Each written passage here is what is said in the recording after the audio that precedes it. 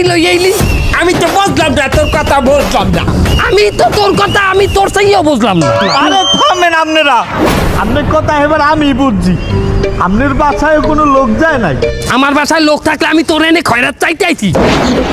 এই, এই, আমি ভালো কথা কই দিয়েছিলাম, তুই খালি ভালো আলার ভালো তোর দিব অনেক।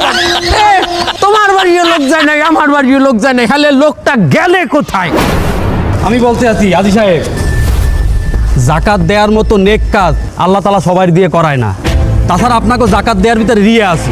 রিয়া বোঝেন? লোক দেখানো জাকাত। তালুকদার সাহেব, আপনার বাড়ি জাকাত নিতে মানুষ কেন যায় না জানেন?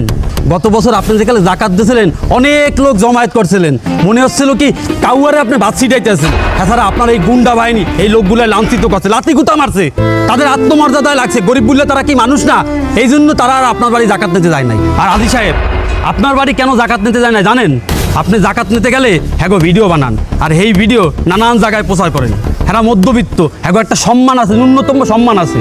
দেখেন আপনার সম্পত্তির উপরে তাদের হক আছে, তারা হক নিতে আসছে, তাদের তো আপনি এইভাবে অপমান করতে পারেন না। তাছাড়া আপনার উচিত জানলে হ্যাঁ বাড়ি যাইয়া হ্যাঁ হক পৌঁছাই দেওয়া। আপনার বাড়ি আসবে কেন? আজি সাহেব, আমরা আমাকে ভুল বুঝতে পারছি। আমাকে উচিত আল্লাহর কাছে তওবা করা। আপনি এক কাজ করেন ইমাম সাহেব, আপনি আমাকে তওবাটা পড়াই দেন। কারে আগে তওবা পড়াবো? লেডিস ফার্স্ট এই কবি তো। এ ওরে ধর ধর ধর।